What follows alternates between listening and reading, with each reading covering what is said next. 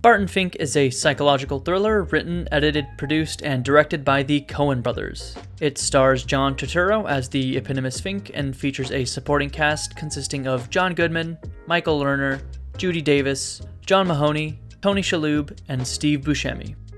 Like Jurassic Park, this is another Metacritic casualty sitting at a gloomy 69, which I found surprising as the film circles I hang out in tend to hold a film in high regard. Like, gosh, look at this one. Billed as a comedy, but it could also be billed as a drama, a satire, an allegory, or a film partially noir. It wouldn't matter or help, not since Robert Altman has any American filmmaker been as overrated as this pair. Woof. The Coen brothers. Overrated. Christ, who the hell said that? Oh, Stanley Kaufman.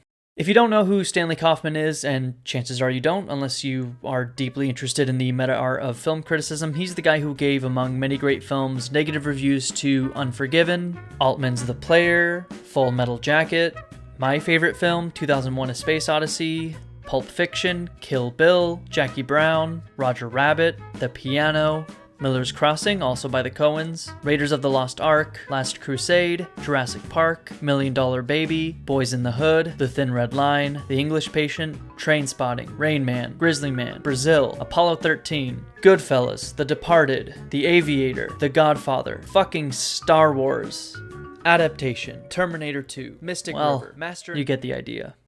It's hard to say what Barton Fink is about because it's really about a lot of things. As this is the inaugural episode of Does It Hold Up Minis, I'm not going to go into a deep dive into everything this movie was trying to say and do, but I'll at least talk around it.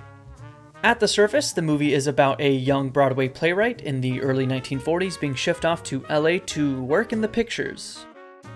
The film focuses on his experiences in Hollywood and his difficulties in writing his first script. That's the elevator pitch, but there's so much more going on thematically and metaphorically. Interestingly, I found its layers of symbolism and enigmatic undertones to feel somewhat Lynchian. Without going into too much detail, the most obvious major theme that begins to stand out early on is the blurring distinction between high and lowbrow art. I will destroy him!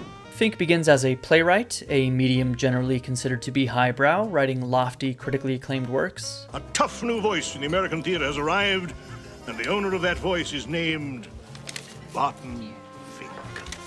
His experience in the pictures is a stark contrast, both visually and symbolically. The jump from the opulence of New York to the grunginess of LA stood out to me as an early symbol of that.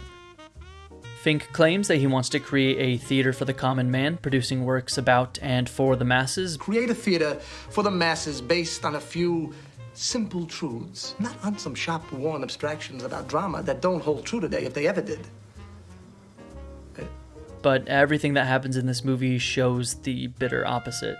I don't guess this means much to you. He's given just about every opportunity imaginable to do just that, but he squanders it. For starters, that theater for the masses he keeps going on about early on in the film, it already exists. It's called movies, and he's given the opportunity on a silver platter, being offered tons of money to produce exactly such a work. Despite this, Fink can't seem to get past the first paragraph of his script. Even after meeting John Goodman, evidently the very same type of working-class stiff that Fink wants to create for, he refuses to accept his help 3 times in a row. Hell yeah, I could tell you some stories. And that's the point. You're a real man. And I could tell you some stories. Sure you could, and yet many writers do everything in their power to insulate themselves from the common man, from where they live, from where they trade, from where they fight. Well, I can tell you some stories. And finally, Judy Davis practically spells out how to create a movie for the working class, and he still can't do it. Although she seems to help him out producing a script in the end regardless.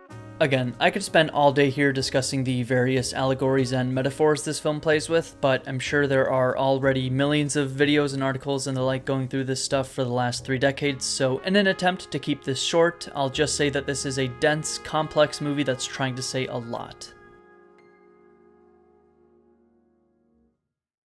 Like I said before, the movie deals with the creative writing process and the comparison of theater and filmmaking, in addition to comparing Broadway and Hollywood. It deals with alcoholism, homoeroticism, Come on, champ, you can do it. Come on.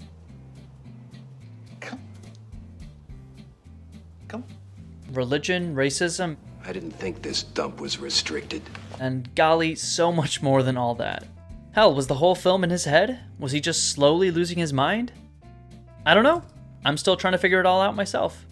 This movie feels like the modern precursor to a lot of A24 movies. I might get a lot of flack for saying something like that, but if you're a more contemporary movie buff and enjoy stuff like Under the Silver Lake or The Green Knight, I think you'll really enjoy Barton Fink. For a movie with such a cynical look at Hollywood and the film industry, this is a great piece of film art with moments and visuals that can only be expressed using the medium. The film was shot by the great Roger Deakins in his first collaboration with the Coens, and it uses the language of the medium to great effect. For instance, I love this tracking shot from Fink and Audrey's sex scene Into the Drain. This is a movie filled to the brim with symbolism, metaphor, and thematic depth, and is begging to be unpacked and deconstructed. If that's something you're interested in regard to film, this is probably a must-see, especially if you like movies that have elements of the creative process, with another recent similar example of this quality perhaps being Birdman. In that sense, Barton Fink absolutely holds up today and should be on any film buff's watch list. Thanks for watching.